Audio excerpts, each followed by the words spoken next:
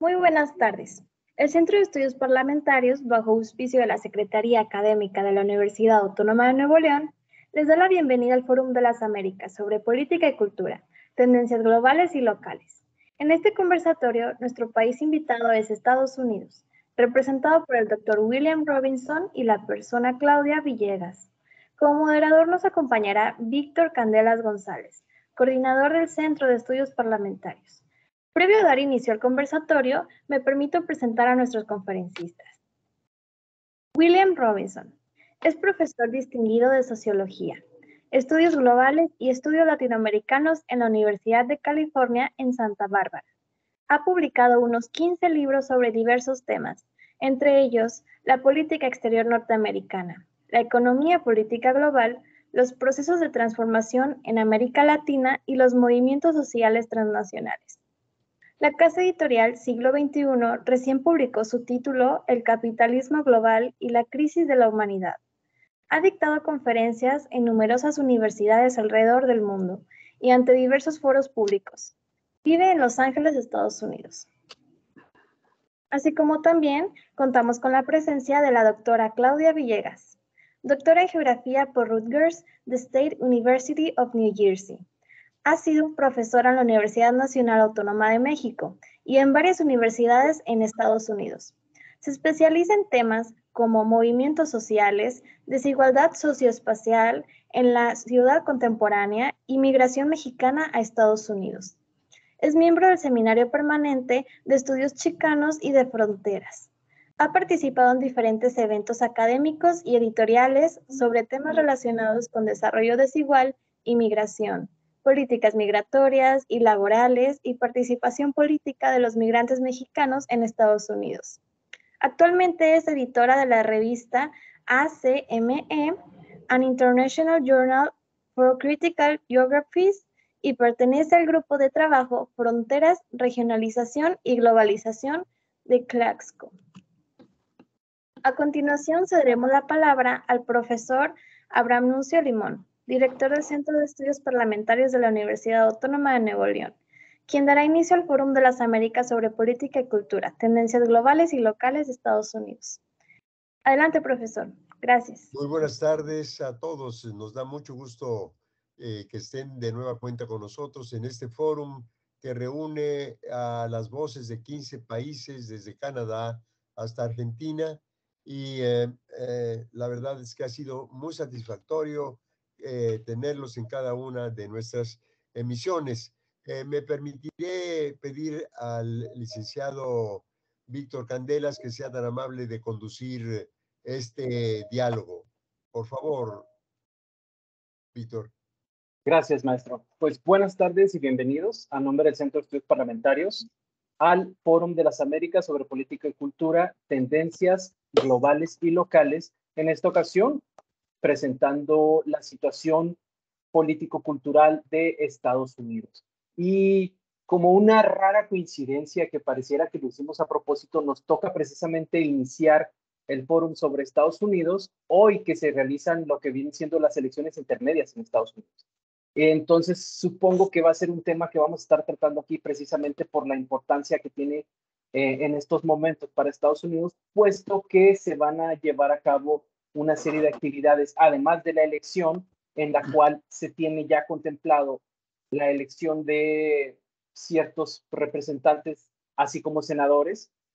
Entonces, vamos a manejar también lo que viene siendo ciertas políticas que se van a estar llevando a cabo también a través de referéndums dentro de las mismas elecciones, con situaciones que tienen que ver como la legalización del aborto en ciertos estados y en otros estados el recrudecimiento de las penas por aborto, así como en otros ciertos estados cambios en regulación respecto a la democracia.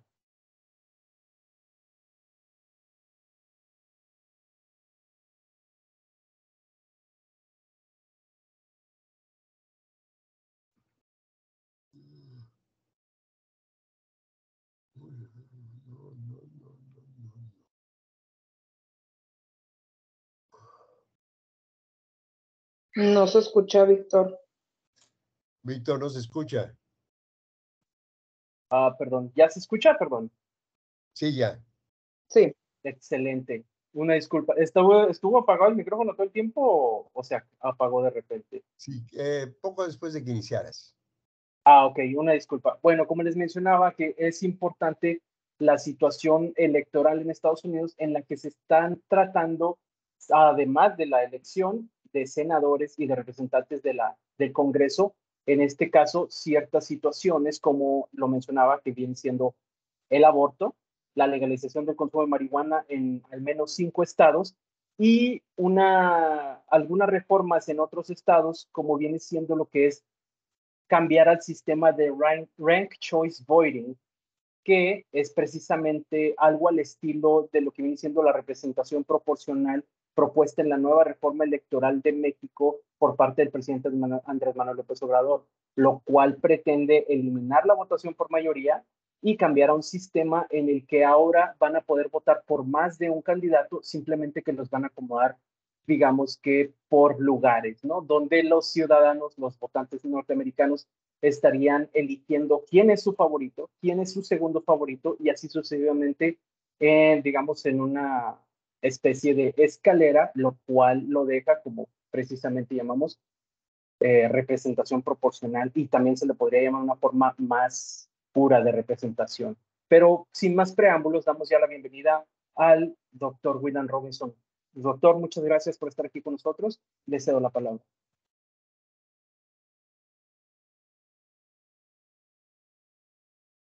Micrófono también, doctor. Perdón. Decía buenas tardes a todos y a todas. Muchas gracias por la invitación. Es un placer estar con ustedes. Y pues qué gusto compartir esta mesa con Claudia. Y debería de mencionar también de que también trabajo con Claudia en el seminario permanente que mencionaron y en el grupo de Claxo.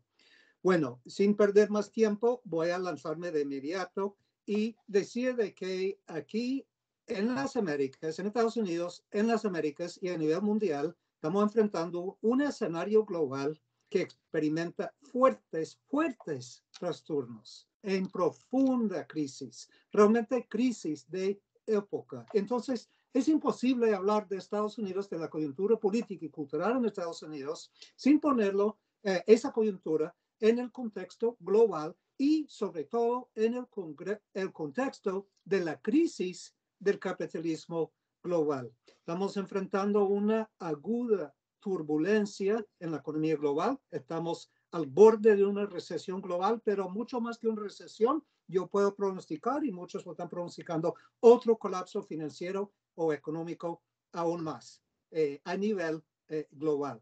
Estamos en medio de una aguda crisis política militar en el sistema internacional, una nueva guerra fría, la guerra en la Ucrania, etcétera.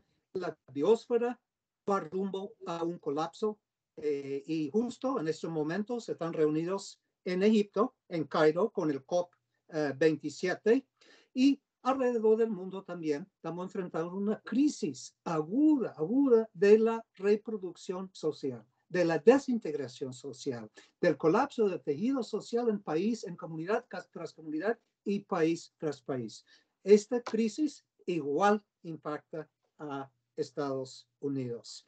Y hay que decir de que la crisis del capitalismo no es una aberración para nada, más bien siguen patrones. Y podríamos hablar de por lo menos dos tipos de crisis. Uno es crisis cíclica, o sea, crisis empresarial, se da cada 10 años aproximadamente, es decir, recesiones. Pero estamos en medio de una crisis mucho más aguda que el segundo tipo, que es crisis estructural, que históricamente se ha dado aproximadamente cada 40 a 50 años, y digo estructural porque la única forma de superar la crisis es reestructurar el sistema de capitalismo mundial. Pero en realidad yo diría que estamos frente a una crisis sistémica por el colapso del ecoplanetario. Podríamos decir de que la primera gran crisis estructural en el sistema del capitalismo mundial se dio desde finales de 1870 hasta principios de 1890. Se resolvió esa crisis con el lanzamiento de una nueva ronda de colonialismo y imperialismo. Después tenemos la gran crisis estructural de los años 1930, la Gran Depresión de esa década, y se resuelve otra vez reorganizando, reestructurando el capitalismo mundial y desembocando en el modelo keynesiano, fordista, los modelos desarrollistas en América Latina, etc. Y después viene la otra gran crisis estructural en los 1970 y el sistema resuelve esa crisis. Y cuando digo resolver la crisis, no significa una resolución a favor de las grandes mayorías, sino del sistema en sí. Se resuelve la gran crisis estructural de los años 1970 mediante la globalización capitalista. Y ahora, a partir de 2008, estamos en otra gran crisis estructural que se va agudizando mientras hablamos y no se ha resuelto desde 2008 para acá. Ahora, retrocedemos un poco y miremos el lanzamiento de la globalización capitalista y podríamos decir de que la reorganización, la reestructuración, reorganización y la integración de todos los países a partir de los 1980 en un nuevo sistema globalizado de producción, de finanzas y de servicios, el lanzamiento del proyecto neoliberal, los tratados de libre comercio, etcétera, etcétera, que conocimos muy bien en América Latina. Todo eso condujo a un boom en la economía global en los finales de los 80 y en los años 90. Pero ahí entramos en un periodo de estancamiento, culminando con el colapso financiero de 2008 y entramos en esta nueva crisis estructural. Ahora, cuando digo crisis estructural, me refiero en términos técnicos a lo que llamamos una crisis de la sobreacumulación. Pero esa crisis de la sobreacumulación, por supuesto, redunda también en crisis política, en transformaciones culturales, etc. Pero en su fondo, una crisis de sobreacumulación es un problema del excedente de capital en la economía global y su otra cara, el excedente de la humanidad. Es decir, se amplían las filas de la humanidad superflua. Entonces, esta crisis de sobreacumulación y su exceso de capital que no tiene dónde invertir y seguir produciendo ganancias, tiene su contraparte en la expansión de la mano de obra superflua. Entonces, esto representa un desafío dual para los grupos dominantes. Primero, tienen que buscar dónde descargar el excedente acumulado, cómo que la clase capitalista transnacional puede seguir reinvirtiendo y sacando plusvalor, es decir, sacando ganancia y echando a andar frente al estancamiento la economía mundial, global. Es el primer gran desafío que enfrenta la clase capitalista transnacional y sus representantes y agentes políticos en los estados y las otras instituciones. Pero el otro gran desafío es cómo controlar la humanidad superflua y las clases obreras precarizadas alrededor del mundo, porque sabemos que el capitalismo global en las últimas 4 décadas ha hecho estragos a la masa de los y las trabajadores y clases populares alrededor del mundo, que ahora están en franca rebeldía. Ahora, hay que señalar, y todo eso vamos concluyendo con el análisis de la coyuntura política y cultural de Estados Unidos, pero es el contexto más amplio. Todo lo que estoy diciendo en términos más generales de la sociedad de la economía global se aplica a Estados Unidos en este momento. Ahora, ¿a qué se debe la sobreacumulación? Bueno, sabemos que es un proceso intrínseco, un proceso impulsado por la competencia entre capitales y por la lucha de clase, en el cual la clase capitalista busca reducir los costos sobre todo de la mano de obra para mantener las ganancias. ¿Y qué ha pasado? De los 80 para acá, en este sentido, primero el capital transnacional busca la mano de obra más barata alrededor del mundo. Ese, por supuesto, tiene que ver con América Latina, y es decir, seguir produciendo plusvalor absoluto, o sea, con la superexplotación. Y eso tiene profundas implicaciones para Estados Unidos, la política de cultura de Estados Unidos, porque Estados Unidos se desindustrializa mientras la clase capitalista surgiente va invirtiendo en otros países buscando ese plusvalor absoluto. Pero también lo que redunda en Estados Unidos para entender esta coyuntura en que estamos es que la clase capitalista transnacional busca aumentar el plusvalor relativo, es decir, sustituir la maquinaria, la mano de obra humana por maquinaria y tecnología. Y eso también se ha avanzado mucho en las últimas décadas y ha tenido un fuerte impacto en Estados Unidos en la reducción del número de trabajadores. Ahora, lo que está pasando en esta coyuntura también es la digitalización. Por supuesto, estamos teniendo reunión por Zoom, que es el fruto pues, de la actual ronda de digitalización en la economía global. La inteligencia artificial va acelerando este proceso y las contradicciones que producen la crisis de la sobreacumulación. Voy a resumir un poco aquí por cuestiones de tiempo, pero quiero señalar de que tenemos datos que indican el descenso continuo, la disminución continua de la tasa de ganancia promedio en la economía global desde los 80 para acá. La tasa de ganancia. Eso representa una crisis de valor, es una crisis estructural del capital y además sabemos que las desigualdades globales nunca han sido tan enormes que están ahora, que el 1% de la humanidad controla hoy día 52% de la riqueza del planeta, 20% de la humanidad que puede quizás intentar sobrevivir en este sistema, controla 95% de la riqueza del planeta, queriendo decir que el 80% de la humanidad tiene que compartir apenas 5% de la riqueza del planeta. Bajo esta distribución de los ingresos globales, la economía global produce muchas cosas, pero el mercado global no puede absorber la producción de la economía global. Y esto aporta también a la crisis de la sobreacumulación y al estancamiento. Ahora, muy rápidamente, si estamos en crisis, por lo menos comenzó el viraje del siglo y ya el colapso financiero de 2008. ¿Cómo es posible que todavía se han registrado tasas de crecimiento para hasta acá? Bueno, con 4 mecanismos que ya no sirven, que ya no pueden seguir funcionando. Primero, hemos visto en los últimos años, sobre todo desde 2008, el crecimiento impulsado por la deuda. Y entonces ya el nivel de endeudamiento global, tanto corporativo como de consumidores y los estados, ascienden a casi 300 billones de dólares. Entonces ya no es viable crecimiento impulsado por el endeudamiento. Segundo mecanismo que ha seguido echando a andar la economía global frente a la crisis ha sido la especulación financiera, que llegan a niveles jamás vistos, ni siquiera podemos comprender lo profundo que es la especulación financiera. Especulación en derivados, en futuros, en las criptomonedas, en las tierras, etc. Tercer mecanismo, y repito, estoy identificando 4 mecanismos que han permitido a la clase capitalista transnacional seguir acumulando frente a la crisis desde 2008 para acá.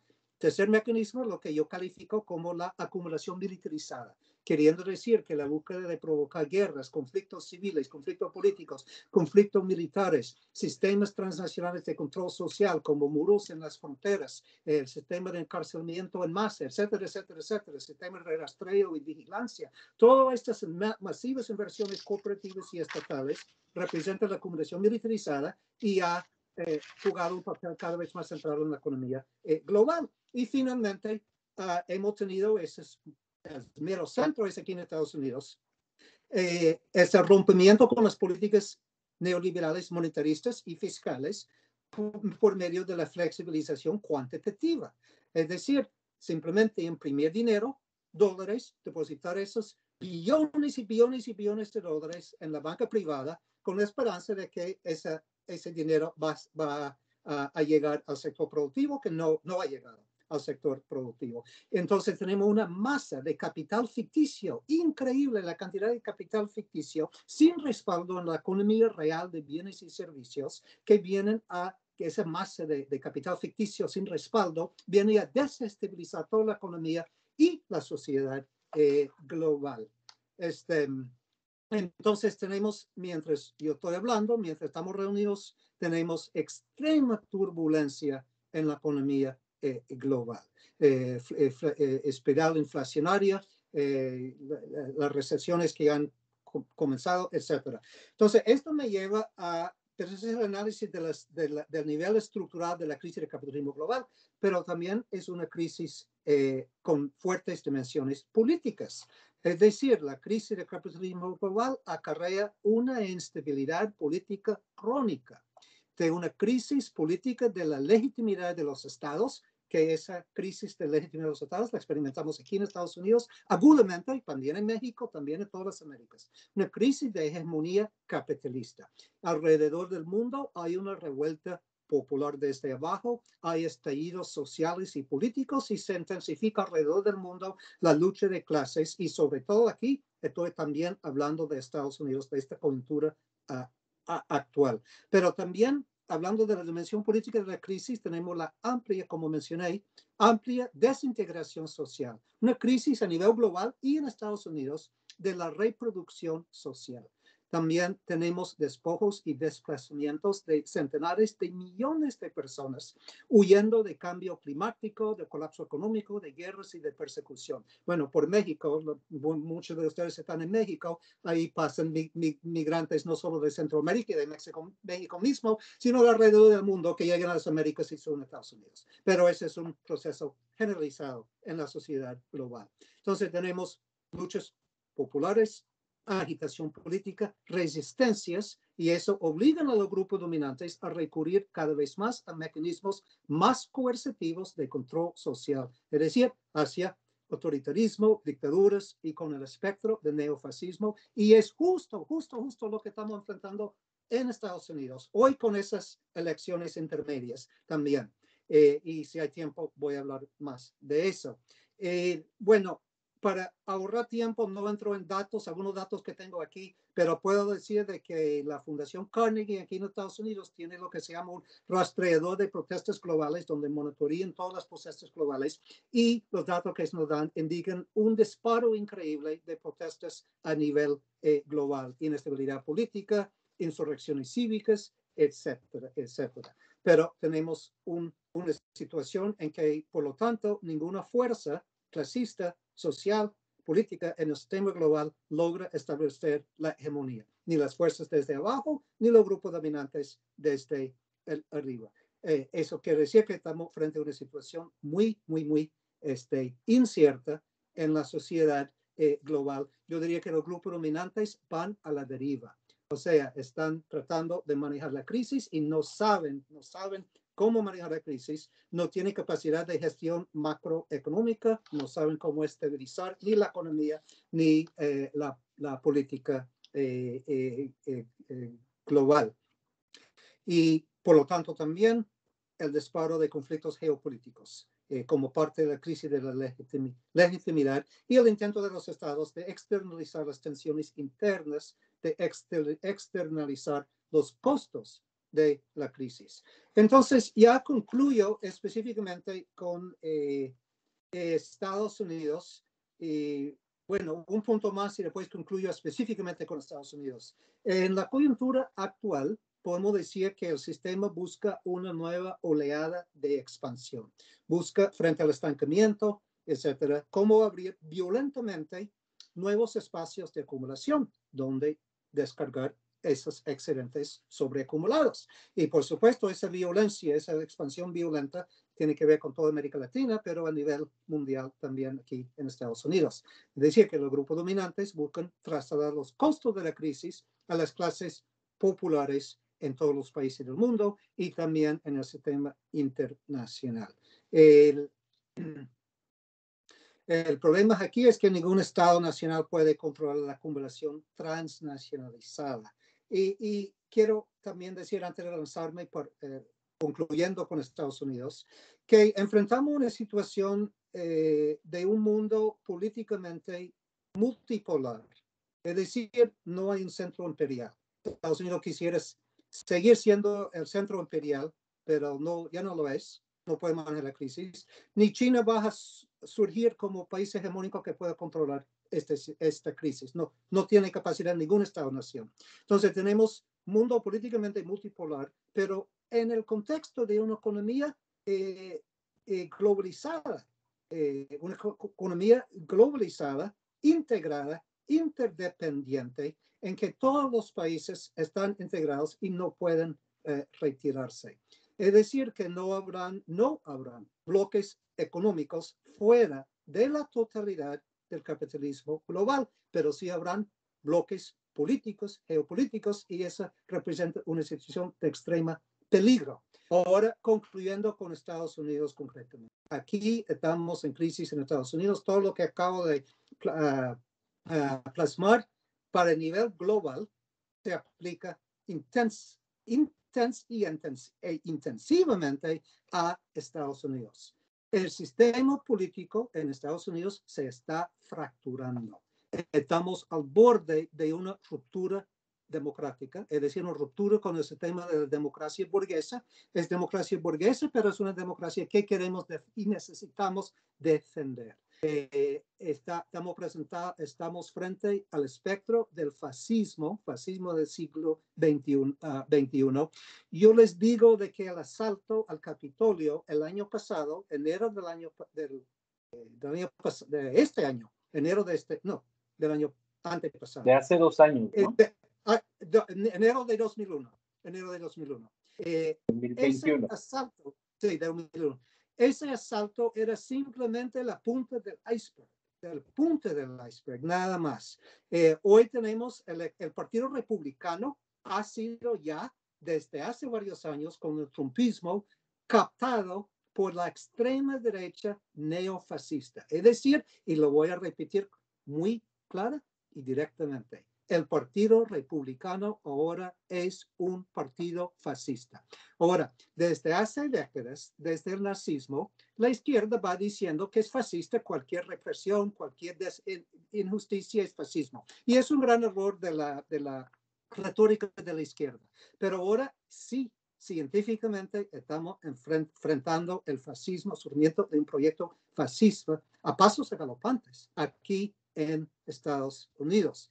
Ahora, hay que analizar que lo por qué, y tiene todo que ver con la crisis de la legitimidad del sistema, con la crisis del neoliberalismo. 40 años de neoliberalismo, de globalización capitalista, ha hecho estragos de la masa de los y las norteamericanos. Es decir, la masa de la gente en Estados Unidos enfrenta una situación de desestabilización socioeconómica, de ansiedad social en masa, de un rechazo al establishment, al status quo.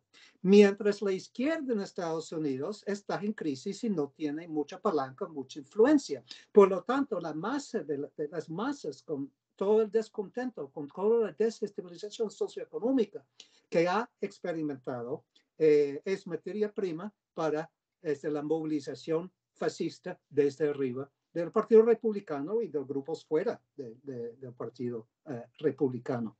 Ahora, hay que decir también de que hay una crisis fiscal de Estado aquí en Estados Unidos. Crisis fiscal del Estado total. 31 billones de dólares es la deuda pública. 12% del gasto público solo va para amortización, queriendo decir de que la crisis económica golpea cada vez más profundamente a nivel de la mera estructura.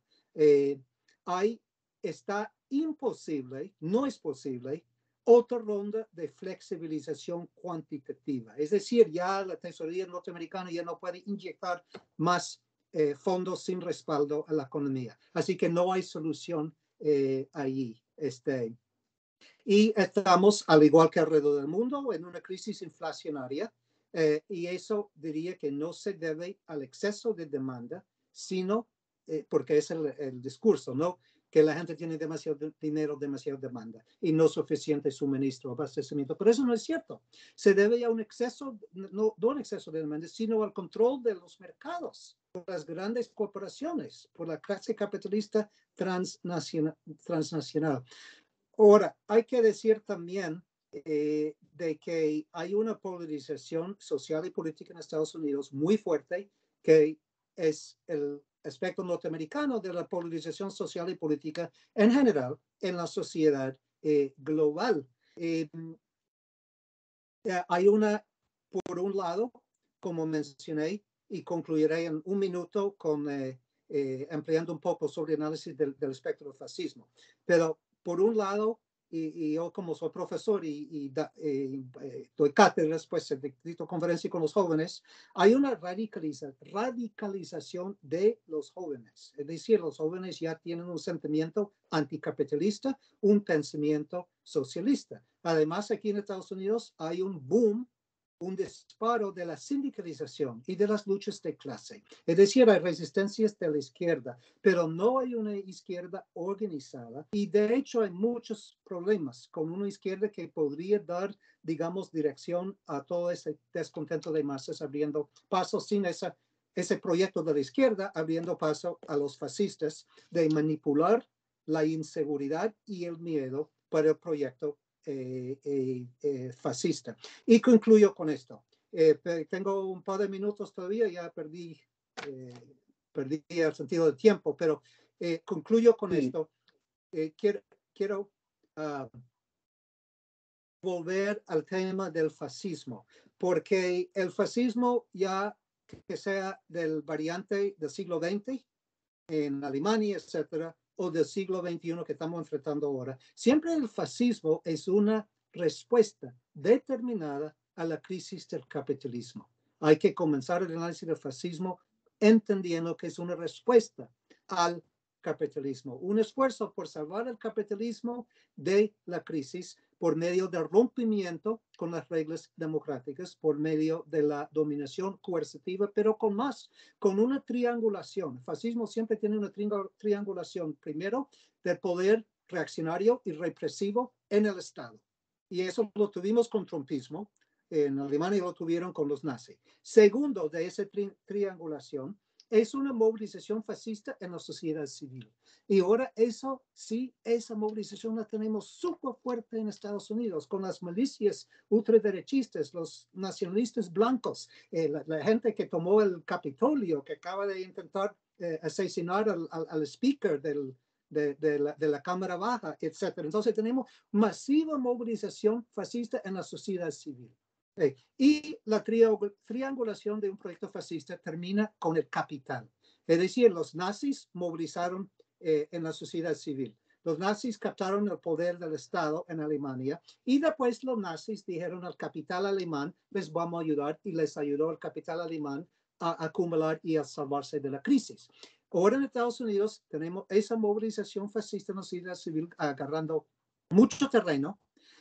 Tenemos, si regresa Trump, y ahora a lo mejor hoy regresan los republicanos fascistas a tomar ambas cámaras legislativas, y lo que falta para cuajar un proyecto fascista aquí, suponiendo que regresa al poder Trump en 2024, faltaría el capital, y el capital, los capitalistas en Estados Unidos están divididos. Una parte sí apoya el fascismo y otra parte no. Entonces el futuro pende por un hilo, creo que esa es la frase.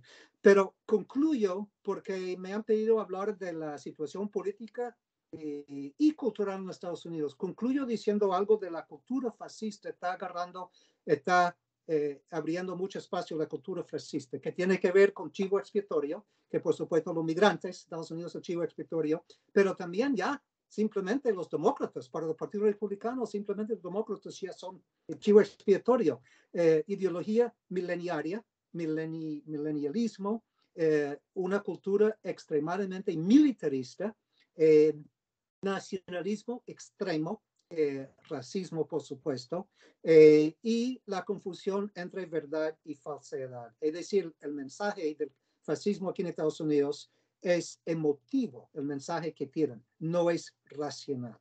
Y entonces, en eso estamos, pues, para concluir, estamos aquí en Estados Unidos lidiando con la crisis global, que igual afecta a toda América Latina, a todos los países del mundo, pero también estamos lidiando con una crisis política y cultural que nos presenta con el enorme desafío de no permitir cuajar un proyecto neofascista. Bueno, no sé si excedí los 20 minutos, pero muchas gracias. Sí, gracias. Gracias, William. Efectivamente, sí, hemos visto esa crisis que está dando, como lo mencionas, a nivel mundial respecto de la recesión. Desde hace unos meses se venía anunciando que se acerca la recesión, que se acerca la recesión. No la hemos visto por diferentes fenómenos que después de la pandemia hicieron que cambiara la dinámica en el mundo. Sin embargo, se está acercando. Y esto precisamente permite este intento de reconfiguración geopolítica que finalmente pone en peligro a lo que viene siendo nosotros en Latinoamérica, a México y otros demás países, porque, como lo dices, somos países en desarrollo y se van a querer aprovechar, ¿no? Y ya lo vemos con China, lo vemos con Rusia, lo vemos con Arabia Saudita entrando ahora la OPEP también entrando al juego y de alguna forma apoyando a Rusia, o al menos ese es el discurso que se maneja, precisamente porque han decidido reducir la producción de petróleo. Entonces, sí, se complica la situación y dentro de Estados Unidos también se ven los ánimos muy crispados, lo vemos precisamente con lo que mencionas. Por ahí yo noté también que hay un movimiento muy grande dentro de lo que se está catalogando como fascismo, que viene siendo la parte religiosa, ¿no? Que resurge el evangelismo, los evangélicos están entrando, y no solo eso, sino que están entrando también ya en la opinión de lo que les gusta llamar en Estados Unidos el voto latino, ¿no? Que de alguna forma los demócratas lo tenían capitalizado. Sin embargo, con el paso de los años se ha visto que cada vez más personas que no sabemos si ya votaban republicano en su tiempo, pero por ser latinos no lo anunciaban, ahora con la llegada de Trump a la política norteamericana salieron, como decimos nosotros, del closet, ¿no? Y están presentándose ahora sí como que somos latinos y apoyamos la política republicana, la política fascista, ¿no? Lo vemos, pero es importante detallar que precisamente aquellas personas que se animan a ese partido, o sea, sí son, digamos, identificadas o identificables, ¿no? Como en la parte de Texas, la parte de Florida, con cubanos y con venezolanos que dicen ellos estar huyendo de dictaduras, sin embargo, pues no representa exactamente el cambio que ellos buscan, ¿no? De alguna forma. Pero bueno, antes de avanzar más, ya yo quisiera también darle la palabra a la doctora Claudia Villegas, que ya está aquí con nosotros. ¿Es correcto, doctora? Ya la había visto conectada, déjame checo nada más. Ok. Me dice que está intentando volver a entrar. Ahorita veremos si entra. Pero mientras tanto, William, podríamos platicar un poquito más al respecto, ¿no? En cuanto a lo que viene siendo este intento de Arabia Saudita, por ejemplo, de reducir la producción de petróleo, que la redujeron creo que 2 millones de barriles al día, y eso empezó a afectar la economía de una forma importante. Y no es solo eso, sino que al mismo tiempo también se anunció, no sé si lo vieron por ahí, que precisamente Arabia Saudita hablaba de estar considerando unirse a lo que viene siendo algo viejo que era el BRICS, que fue un intento también de ya desplazar al dólar como moneda de cambio. Lo mismo parece que está intentando China, lo mismo intenta Rusia, y la India también está avanzando de una forma interesante, ¿no? William. Sí, pero yo quisiera resaltar de que hay dos niveles de análisis de la crisis, ¿verdad? Y una es esas cosas contingentes, es decir, que la invasión a Ucrania, que significa realmente aceleración de un proyecto de otra forma de pago internacional que no sea SWIFT, los precios del petróleo, etcétera. Esos son aspectos coyunturales de la crisis, son muy importantes, pero hay que siempre no perder de vista la dimensión estructural, subyacente de la crisis, que es algo mucho más profundo y largo plazo, que eso era el análisis de la sobreacumulación que yo estaba tratando de identificar. Pero sí, en eso estamos. No sé si Claudia está, si hablo o si Claudia ya está conectada. No parece que esté conectada. Al Entonces, parecer, adelante. Mientras Claudia se conecta, quiero repetir un punto porque hay que debatir esto, pero quiero repetir algo que yo he venido estudiando la economía global, su transformación, su reestructuración desde los años 80. Ya llevo 30 y pico de años estudiándolo, y lo que quiero resaltar es que tenemos una sola economía globalizada y todos los países, ningún país puede retirarse de la economía globalizada. El nivel de interdependencia de la capital, eran capitales nacionales, se lanzaron todos los sectores más importantes de capitales nacionales, incluyendo en México, en Brasil, en México, se lanzaron a la globalización. Entonces hay una interpenetración de capitales nacionales de tal nivel que tenemos una clase capitalista transnacional que es la fracción hegemónica de capital a escala mundial. Entonces, Víctor, estás identificando fuertes tensiones geopolíticas que es muy peligrosas porque pueden conducir a una tercera guerra mundial, pero tenemos ese desfase entre una economía globalizada, interpenetrada e interconectada que involucra a todos los países. China no se puede retirar, Estados Unidos, México, Rusia no pueden retirarse de la economía globalizada, pero con un mundo políticamente multipolar y en tensión, con muchas tensiones geopolíticas. Entonces es un desfase que no hemos tenido en la historia del capitalismo mundial. Requiere debate y análisis de esa nueva situación.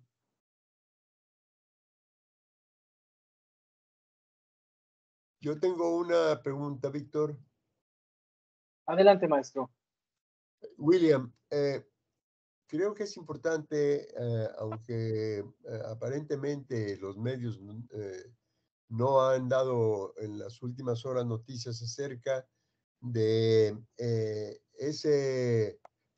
una suerte de comisión que estaba convocando Estados Unidos, que iba con Canadá, pues a poner orden en Haití, lo cual, pues bueno, nuevamente, digamos que revive el patrón invasionista, ¿no? Que terminó pues hace un buen rato, pero en fin, yo no he visto noticias en ese sentido, William. Bueno, dos cosas respecto a Haití. Por un lado, había mucha oposición, como ustedes saben, en Haití. El mismo pueblo haitiano salió en contra, se movilizó el pueblo en contra de cualquier intervención. Además, aquí había mucha oposición en Estados Unidos también a la intervención y tenemos un fenómeno, y parece que Víctor, vos conocés bien a Estados Unidos o has vivido aquí, no sé, pero hay una cosa muy interesante y irónico, que el Partido Republicano está más renuente a intervenir militarmente en el exterior que el Partido Demócrata. El Partido Demócrata es un partido de guerra, de la guerra ahora.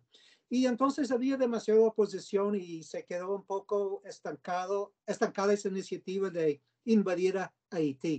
Pero la otra cara de la moneda, hablando de Haití, la crisis en Haití, es que refleja, es un caso muy avanzado de lo que está pasando en todos los países, que en Haití tenemos el colapso del Estado. O sea, se está colapsando el Estado. El Estado no puede ya mantener la cohesión de la sociedad haitiana. Y por otro lado, hay una crisis de colapso total de tejido social, de desintegración social en Haití. Los pobres haitianos llevan más de 5 siglos luchando frente al capitalismo mundial que les ha sofocado sin cesar.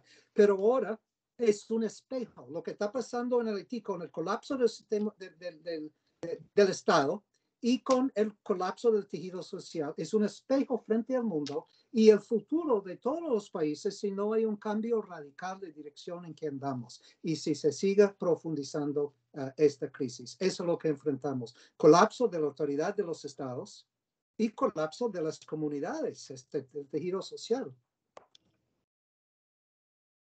Muchas gracias, William. Efectivamente, y sí, se me hace muy interesante el fenómeno que se está dando en Estados Unidos precisamente porque es confuso, ¿no? Ver cómo de pronto hay una parte que sí está muy metida en el fascismo, que es lo extremo, el extremismo fascista. Sin embargo, también del lado de lo que viene siendo los demócratas o la izquierda estadounidense, que a nosotros acá en el sur no nos gusta tanto llamar de izquierda, siempre tenemos nuestras reservas respecto a qué tan de izquierda es el Partido Demócrata, porque tal vez en el discurso sí lo hace, su retórica sí es la del bienestar y la de ayudar a los que están más desprotegidos. Sin embargo, al momento de aplicar las políticas no se ve diferencia con el gobierno, con los gobiernos republicanos. Eso es algo de lo que hemos notado. Por otro lado, también en este caso, lo que viene siendo el Partido Demócrata se ha ido, yo digo que no polarizando, sino que se van haciendo también hacia los extremos, ¿no? Podríamos decir una extrema derecha y del otro lado una extrema izquierda, y lo vemos con la cultura woke, que es lo que yo he estado analizando últimamente, y cómo avanzamos en ese aspecto, que por una parte, viéndolo desde digamos, desde del punto de vista mexicano, nosotros estamos avanzando de alguna forma con los derechos humanos, que es de celebrarse por un lado. Sin embargo, allá ha estado entrando a otros extremos donde ya no se sabe si están siendo racionales al momento de exigir ciertos derechos. ¿Estaríamos de acuerdo con eso, William? Sí, mira, qué bueno que ha dicho esa política de woke. Este está golpeando fuerte a cualquier posibilidad de desafiar la crisis desde abajo aquí en Estados Unidos, quizás menos en los países latinoamericanos, pero lo tenemos muy avanzado. Y yo decía de que una de las explicaciones por las cuales el proyecto fascista va avanzando tan rápidamente aquí en Estados Unidos es que la izquierda ha fracasado. Y yo no calificaría como izquierda a esa política de woke. Aquí la llamamos también, bueno, política de woke, pero también política de identidad. ¿Y qué es lo que está pasando aquí? Esa política de identidad no representa una amenaza al sistema para nada. Al contrario, persigue simplemente abrir espacio dentro de la economía y dentro del sistema político para la representación de algunos privilegiados desde las minorías. Simplemente integrarles un poco más en el sistema imperante que no ofrece nada a las masas de los negros, de los latinos, de los pobres blancos. Y peor que eso, esa política de woke le dice a los blancos que son parte de la clase obrera y que están sufriendo, que han perdido cualquier privilegio que tenían en el siglo XX. Al contrario, 100,000 personas mueren de sobredosis en Estados Unidos de drogas ilegales y la gran mayoría de ellos son blancos, muy pobres, en el desempleo, en el subempleo, en la pobreza. ¿Y qué dice la política woke, la política de identidad para esa masa de blancos? Dice, ustedes están privilegiados por ser blancos y eso es todo. Ustedes son fascistas, ustedes son trumpistas, ustedes son pendejos, perdón el lenguaje. Y entonces no tenemos en realidad la posibilidad de construir, de tejer un movimiento que reúne a toda la clase obrera, a todos los pobres, a todos los y las trabajadores. Y eso es lo que abre espacio al fascismo. Después llegan los fascistas y dicen que de esos blancos, dicen, bueno, ustedes deben estar orgullosos y ese problema de los inmigrantes, el problema de esos demócratas de woke, etcétera, etcétera. Entonces ya se convierte en materia prima para el proyecto fascista. Agregaría un elemento más, porque Víctor estaba hablando del Partido Demócrata, que también el Partido Demócrata ha sido el partido del neoliberalismo, el partido de Wall Street, el partido del Pentágono. No hay nada izquierdista del Partido Demócrata. Es mejor que el Partido Republicano porque no es un partido fascista, pero hay que estar muy claro, es un partido del gran capital norteamericano, de la clase capitalista transnacional. Y finalmente, mientras estamos hablando a Claudia, todavía no sé si nos conecta Claudia, hoy, como Víctor ya mencionaste, estamos pendientes, son las 6 en Nueva York, las 3 donde yo estoy en Los Ángeles, hora local. Dentro de 2-3 horas ya vamos a tener los primeros resultados de estas elecciones intermedias. Pero quiero señalar, y mencionaste esto, Víctor, de que Trump declaró de que las elecciones de 2020 eran amañadas y era un robo. Y por supuesto, ese es 100% falso, pero muchos de los candidatos a nivel estatal que están buscando ganar elecciones a nivel estatal, hoy día, muchos de esos son republicanos ultraderechistas y fascistas que ya han dicho que se les robó al Partido Republicano su triunfo de 2020 y para 2024 no van a permitir otro robo, queriendo decir que hoy mismo en las elecciones intermedias en Estados Unidos pueden ganar republicanos que controlan los resultados de las elecciones de 2024, que pueden decir que son también elecciones amañadas y robar cualquier triunfo electoral de un demócrata. Pero bueno, realidad aquí está impregnada de contradicciones y de conflictos. Efectivamente, y ahorita que menciona precisamente eso de poner en duda la elección desde un principio, tenemos que también mencionar que esto se da precisamente que después de la pandemia se puso en práctica algo que no era nuevo, sin embargo no era, digamos, utilizado de una manera, digamos, global, que viene siendo el voto por correo, ¿no? Y en automático, cuando se habla de que la votación de 2021 iba a ser a través del correo, Donald Trump fue el primero que salió a decir, esto es un fraude, así es como me van a robar la elección. Sin embargo, o sea, poniendo atención a la situación que se dio en Estados Unidos, sí el trabajo o el no trabajo de Donald Trump en este caso es lo que puso en crisis la situación política norteamericana porque hizo que la ciudadanía como nunca se enfrentara. Y es lo que vemos a través de esto, de la política de identidad y de otras situaciones que se están enfrentando, ¿no? En donde, por un lado, los demócratas también están llegando a un cierto extremo de ser más radicales y de simplemente cerrar la conversación. No hay debate, ¿por qué? Porque tú eres fascista, yo no voy a hablar contigo. Y lo vemos también con grupos que existen en ese momento, ¿no? Ya tenemos aquí a la doctora Claudia, finalmente ya resolvimos el problema. Entonces, le voy a dejar que tome la palabra. Adelante, doctora.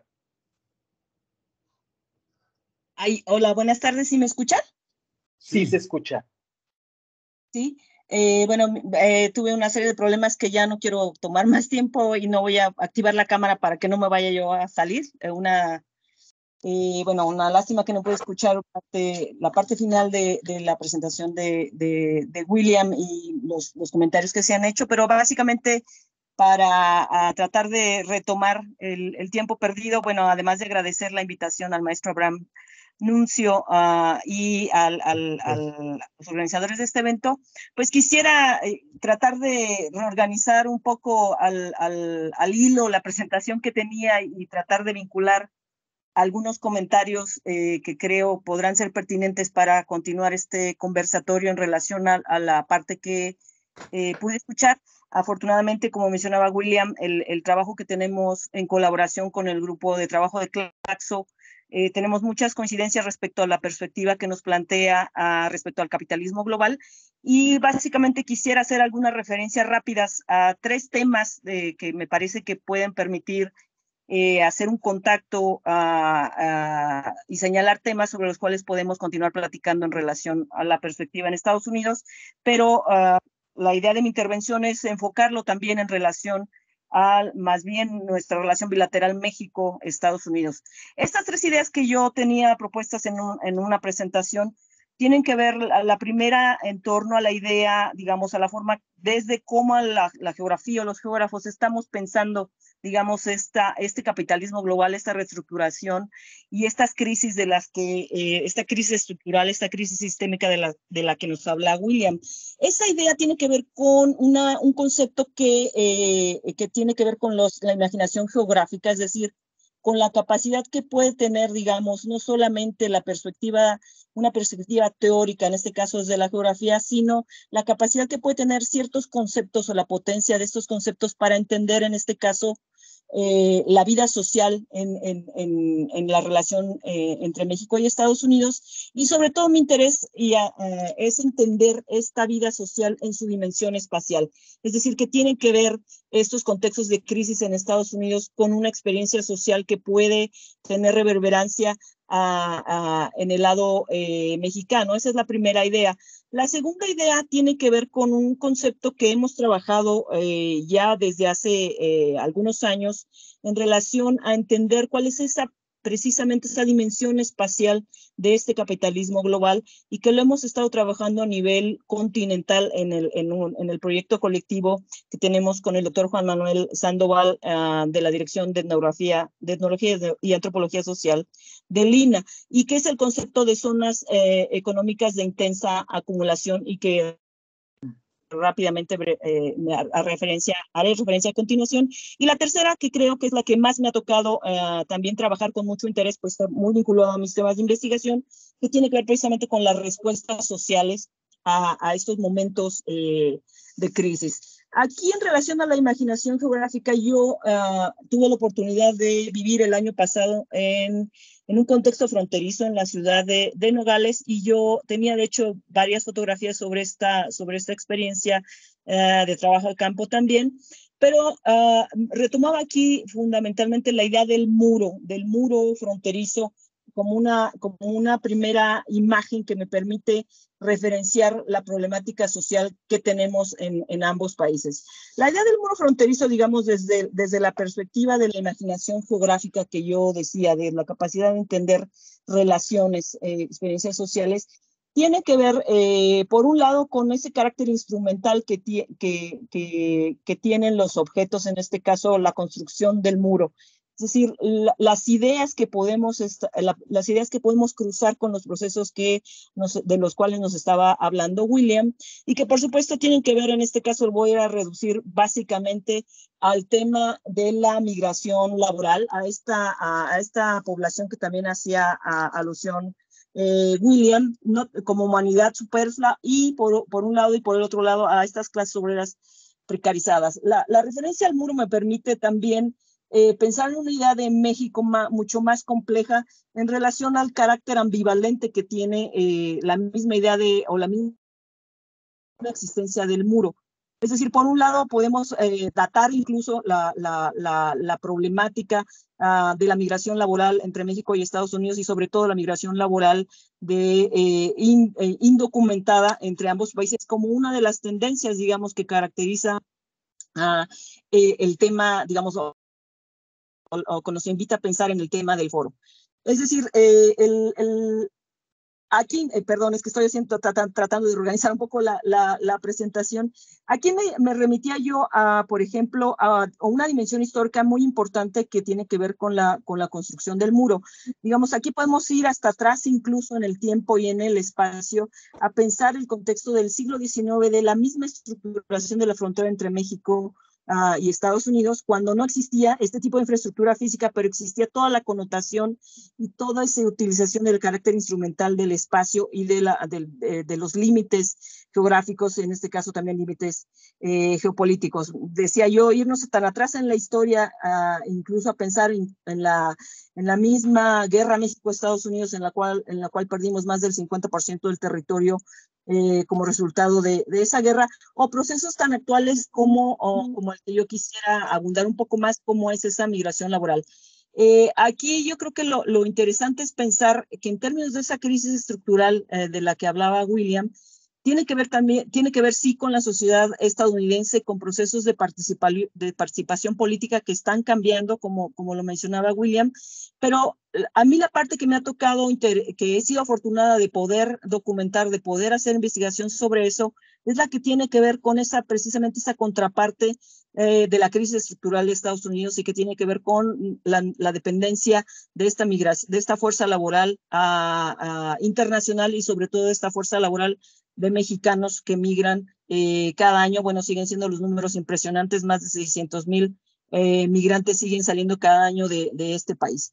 En este sentido, yo creo que nos lleva a pensar una dimensión de crisis política, pero también nos lleva a pensar en una dimensión de la respuesta social, que para no tomar ya demasiado tiempo y dar paso a las otras intervenciones, de la respuesta social que se ha dado de esta fuerza laboral, de esta comunidad mexicana, de estas comunidades incluso latinas en Estados Unidos, que yo creo que también tienen que ver mucho con la dirección que están tomando los procesos políticos actuales en Estados Unidos. Es decir, no solamente en términos de los votos latinos, por ejemplo, y la influencia que tuvieron, o la importancia y el impacto que tuvieron desde las elecciones incluso anteriores, durante la elección de Obama, sino cómo han transformado, digamos, la misma política migratoria, y cómo han transformado, digamos, la misma dimensión espacial de estos procesos de crisis y este capitalismo global del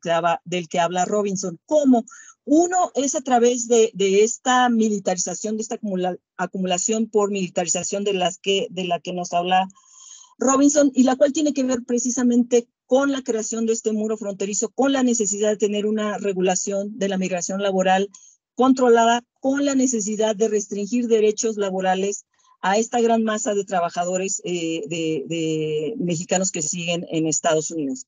En este sentido, hablando de uno de los aspectos que ha sido también interés de William y que lo menciona en esta presentación, pero que tuvimos oportunidad de dialogar sobre esto hace unos años en México cuando comenzábamos a discutir su propuesta del capitalismo global, es precisamente la que tiene que ver con distintas ideas o interpretaciones de la respuesta social que hay a esta crisis. Y aquí de nuevo me interesa mucho el contexto de la relación México-Estados Unidos. Es decir, si la propuesta dentro de lo que propone William de entender un capitalismo global y la forma como esta acumulación intensiva, estas necesidades del capitalismo que generan crisis, están reestructurando espacios, es decir, están reestructurando relaciones laborales que tienen que ver en este caso con nuestro país de manera muy importante. La pregunta que yo he tratado de desarrollar durante estos años es precisamente de qué manera esta reestructuración del capitalismo global contribuye o de qué manera esta producción y esta elección, reestructuración de espacios que se hace selectivamente para la acumulación intensiva de capital, tiene que ver con la generación de movimientos o respuestas sociales que son cualitativamente distintas a los procesos anteriores que se están dando no solamente en Estados Unidos, sino en nuestra relación, en el impacto de esa relación entre México y Estados Unidos. Aquí hablo del interés también de explorar de qué manera se están formando estas respuestas sociales en relación a lo que también plantea William, en relación a la forma como las comunidades entienden las amenazas a su seguridad y a su supervivencia, dice William. Eso es lo que nos ayuda a entender cómo moldearán su agencia social y política. Y aquí termino con una secuencia, digamos, histórica que yo trataba de hacer en la presentación un poco más clara, pero que no me da tiempo de desarrollarlo, pero es partir, digamos, del año 2006, cuando comienza a hacerse más visible en términos, digamos, del proceso final del siglo XX, principios del siglo XXI, en relación a la reestructuración del capitalismo global, y que tiene que ver con las migraciones precisamente de migrantes en Estados Unidos, que yo creo que es uno de los parteaguas que nos permite entender estos cambios y estas crisis estructurales. Yo tuve la oportunidad de seguir este proceso en la ciudad de Nueva York, digamos, cuando, digamos, se paralizó una parte de las ciudades en Estados Unidos siendo ocupadas por migrantes, fundamentalmente migrantes latinos y fundamentalmente migrantes indocumentados que salieron a las calles para protestar precisamente contra el inicio de una serie de políticas migratorias y de políticas laborales que condenaban a la migración laboral, que condenaban y asociaban a los migrantes indocumentados a esta migración laboral con el terrorismo, que es otra de las dimensiones que también habla William dentro de toda su propuesta del capitalismo global y de este Estado neofascista. Yo ubico ahí un parteaguas muy importante en términos de que estas movilizaciones del 2006 de migrantes volvieron, digamos, a hacer conexiones históricas muy importantes con esa otra trayectoria política que han tenido las comunidades latinas y que tienen que ver con el movimiento chicano, digamos, de los 60s en Estados Unidos. Entonces, mi interés es un poco visibilizar que dentro de este contexto de crisis en Estados Unidos también hay una comunidad de una fuerza laboral que es no meramente una fuerza laboral, sino que se está convirtiendo en una fuerza política importante y que aquí lo más interesante también es que siguiendo esta trayectoria histórica hasta lo que yo pude llegar más visiblemente, que es el 2014 con las movilizaciones de Occupy Wall Street, que realmente son también movilizaciones que dan continuidad histórica a estos movimientos.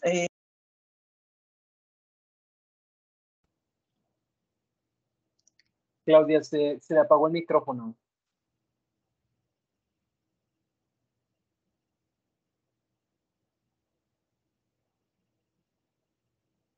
Doctora Claudia, ¿sí me escucha? Se le apagó el micrófono, nomás creo que está apagado el micrófono aquí en la pantalla.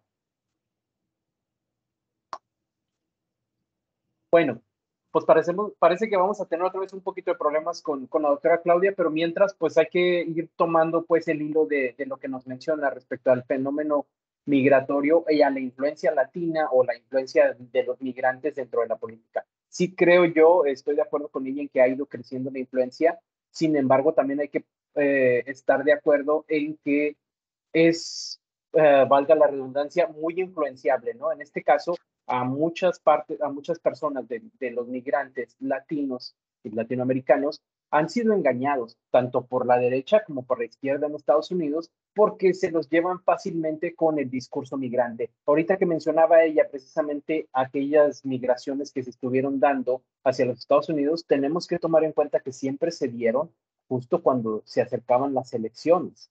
Y se acercaban las elecciones, pero cuando estaban gobernando precisamente los republicanos o en este caso se habló en ese momento de que era una especie de táctica para precisamente eh, causar revuelo en los ánimos de los ciudadanos, de los votantes norteamericanos, al tener que preocuparse más por la migración que por quién iban a votar, ¿no? O quién les iba a resolver el problema de migración.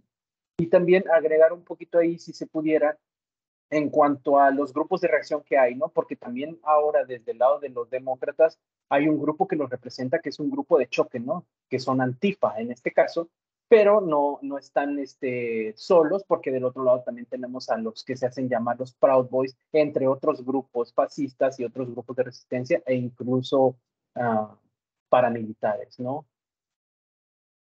Robin. Sí. Pues qué lástima que perdimos la voz de Claudia. Claudia y yo hemos estado en diálogo sobre estos temas desde hace muchos años. Pero yo diría que donde estoy muy de acuerdo también con Claudia es que las megas protestas de los inmigrantes y nosotros también de 2006-2007 era un parteaguas en varios sentidos. Pero aquí hay que señalar de que los grupos dominantes se sintieron muy casi aterrorizados por ese levantamiento en masa de inmigrantes. 10 millones de inmigrantes se levantaron junto con pues, nosotros los norteamericanos. 10 millones, que hasta lo de George Floyd de 2020 era la movilización de masa más grande en la historia de Estados Unidos, encabezada por migrantes indocumentados. Entonces el grupo dominante tenía mucho temor de esa movilización y la estrategia que adaptaron, y esto era Obama, no los republicanos, Obama cuando llegó al poder, una estrategia de doble filo. Primero, reprimir, intensificar la represión contra los migrantes, los retenes, el muro, etcétera, etcétera. Segundo, cooptar un sector de la comunidad latina. Y esa cooptación le trajo al Partido Demócrata y ahora sentó las bases para, como Víctor mencionaste antes, para que ese es un sector importante de la población latina se aliar ahora con Trump, con trumpismo, con el Partido Republicano. Pero yo creo que es muy importante aquí ver una cosa estructural, en el sentido de que en los últimos 3, 4 décadas ha surgido un mercado laboral global. Y es decir, que una clase trabajadora global dividida por fronteras nacionales. Y esas fronteras nacionales están muy funcionales e importantes para la clase capitalista transnacional porque permite dividir la clase obrera en cada país en obrero ciudadano y obrero migrante. Y eso permite tener un sector de la clase obrera en cada país, como aquí en Estados Unidos, súper explotable y súper controlado. Entonces, la campaña contra los y las inmigrantes alrededor del mundo realmente es una campaña, un ataque contra la clase obrera global. Entonces, Claudia está hablando de la dimensión geográfica de todo eso. Y para mí es importante ver que los grupos dominantes, que sí son transnacionales, son globales, pero reproducen fronteras nacionales y dimensiones geográficas en función de su control y de su explotación de la clase obrera global. Efectivamente, y hablando precisamente de este fenómeno de migración laboral, también se está dando algo que es inverso, ¿no? Y lo vimos también derivado de la pandemia, que viene siendo aquellas personas que tienen muy buenos salarios, muy buenos empleos, pero que son ahora empleos a través de la computadora, que son empleos digitales. Lo que están haciendo es lo contrario, ¿no? Están buscando moverse para vivir en países donde no sean tan altos los costos. En este caso pasa en México, pasa en Colombia, pasa en otras ciudades latinoamericanas donde gente de Canadá y de Estados Unidos están viajando y gente de Europa también. ¿Para qué? En este caso, porque tienen su trabajo, pagan sus impuestos en Europa, pero viven acá con una vida de más lujo y para ellos mucho más barata que para nosotros, ¿no? Lo que sí causa también un problema porque al darse este tipo de migración, lo podríamos comparar un poquito con lo que es la gentrificación, ¿no? Porque obviamente ellos van a buscar un estatus de vida un poquito mejor y esto va a alzar los precios de todos los ciudadanos que sí viven aquí, que sí trabajan aquí y sus salarios no se comparan en nada. Entonces sí causa también un problema, ¿no crees, William? Claro, de acuerdo con lo que acabo de decir y agregaría otro elemento, y eso es mi investigación más reciente, es de que la digitalización. Entonces, la digitalización está impulsando una nueva ronda de reestructuración en la economía y la sociedad global. Y una de las cosas que permite la nueva ronda de digitalización es subcontratar y transnacionalizar los servicios, lo que antes no podía hacer. Y entonces, por ejemplo, no tengo el artículo en mano, pero acabo de usar un artículo para lo que estoy escribiendo, de que varias compañías con base en el Valle de Silicio, aquí en California, antes reclutaban aquí dentro de Estados Unidos con altos salarios a los que diseñaban los webpages, la página de web, etcétera. Ahora con la nueva realidad digital impulsada por la pandemia, ¿verdad? Por la pandemia, ya se están subcontratando a otros países. Entonces, un trabajo que por ejemplo, pagaba $100,000 aquí en California, se subcontrata a algún técnico altamente entrenado, altamente capacitado en Brasil o en México para 15 o 20 millones de dólares al año, que aún así en su propio país es privilegiado, pero es una forma ya de seguir buscando mano de obra más barata por medio ya de los circuitos digitales. Quiero agregar otro punto mientras estamos esperando que Claudia se conecte, Víctor, y es que Claudia estaba hablando también de esta dimensión geográfica, porque eso ha sido el debate entre nosotros, desde qué punto y en qué sentido entendemos la geografía. Hay que recordar de que el Estado norteamericano y todos los estados tienen una crisis de legitimidad. Y entonces esa crisis, porque el Estado nacional tiene el papel de mantener el orden social nacional, de retener la legitimidad a lo interno del país. Y entonces, para que el Estado pueda intentar eso, tiene que desplazar los costos de la crisis a otros países, a otros pueblos. Y es lo que siempre ha hecho Estados Unidos. Y tiene que externalizar las tensiones y las contradicciones internas generadas por la crisis. Y entonces, eso es parte de la dimensión geográfica sobre la cual hablaba Claudia, cómo que el Estado norteamericano puede desplazar estas tensiones hacia otros países y otros pueblos. Efectivamente. Ay, ya, y bueno, ya se escucha. Adelante, Claudia. no sé qué. Gracias. Sí, bueno, no sé qué pasa con esta cuestión, dimensión tecnológica que comentaba William. Bueno, básicamente retomando el último punto, sí me parece que nosotros tenemos una coincidencia bastante grande en cuanto a la necesidad de pensar también geográficamente estas crisis.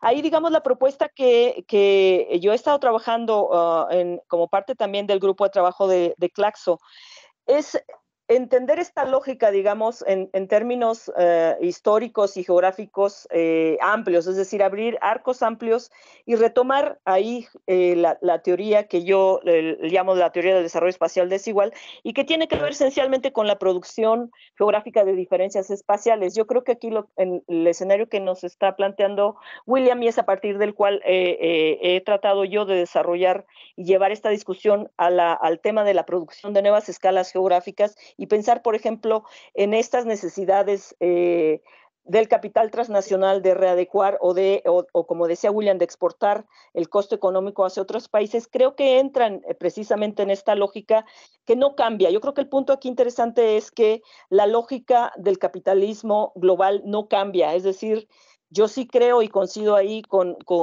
Neil Smith, un geógrafo marxista que concebía el capitalismo como un proyecto esencialmente geográfico de producción de diferencias espaciales. Ahora bien, dentro de esta producción de diferencias espaciales, creo que en el proyecto lo que nos ha ayudado mucho a entender, digamos, el matiz de cómo se producen estas diferencias espaciales en esta tensión entre lo local y lo global, son precisamente este concepto de las zonas específicas de intensa acumulación.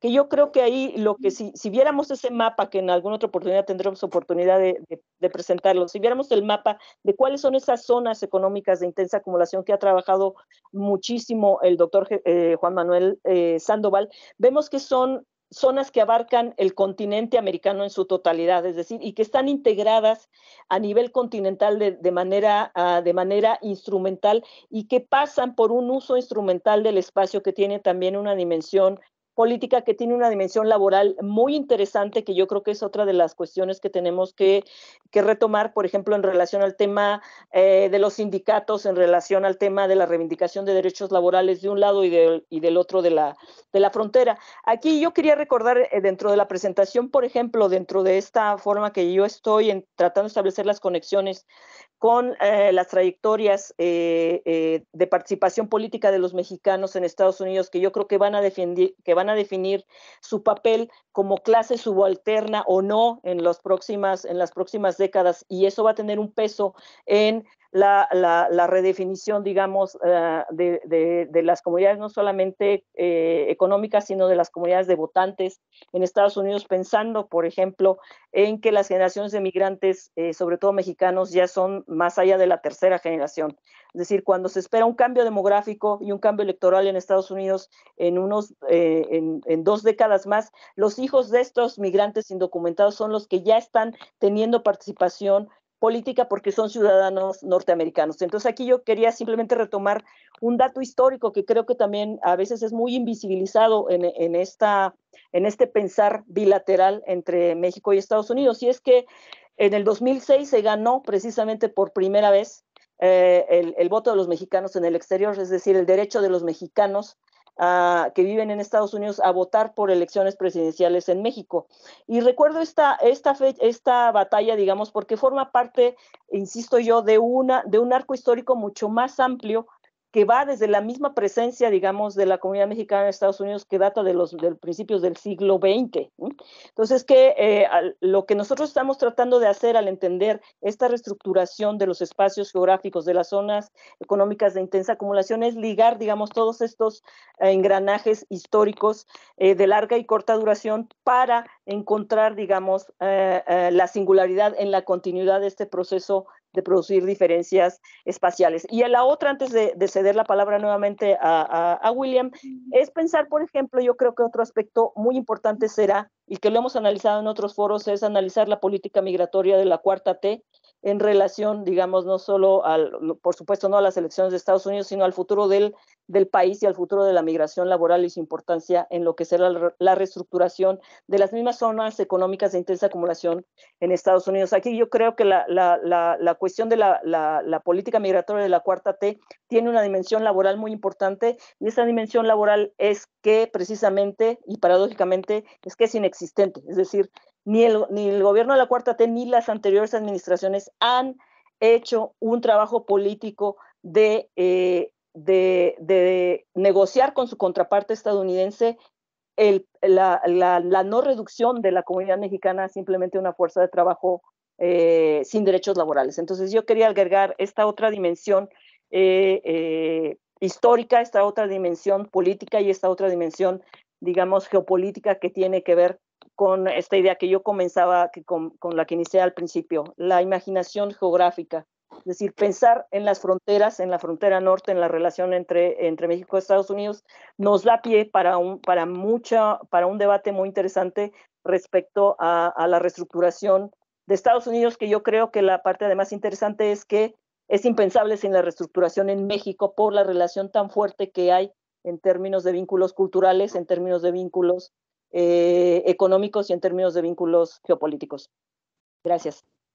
Muchísimas gracias. Y bueno, antes de darle la palabra a William, también nada más para comentarle, nos quedan 3 minutos, nos tenemos que retirar ya porque sí tenemos un evento más adelante, pero creo que ya con lo que menciona Claudia y lo que ha mencionado William, yo no dudo que en un futuro no muy lejano vamos a tener que realizar otro evento para analizar precisamente el contexto norteamericano debido a su influencia, ¿no? William.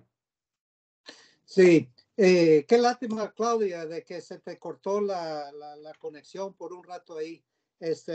Pero mira, estoy de acuerdo, creo que habías perdido la recepción cuando yo estaba respondiendo a tus comentarios y diciendo de que las fronteras nacionales, tanto de Estados Unidos, México, como en cualquier parte del mundo, esas fronteras nacionales son muy funcionales para los grupos dominantes que en sí son transnacionales, pero reproducen fronteras nacionales en función de su control y su explotación. Pero quiero agregar un elemento aquí muy rápido, y es que ni conviene al Estado mexicano, sino con AMLO, ni conviene a los estados centroamericanos detener la migración por dos razones. Primero, vinculando eso con la crisis de legitimidad de los estados y la necesidad de los estados de buscar retener la legitimidad, necesitan mantener la legitimidad interna, y eso significa que las remesas juegan un papel fundamental en desacelerar un poco el colapso del tejido social por un lado.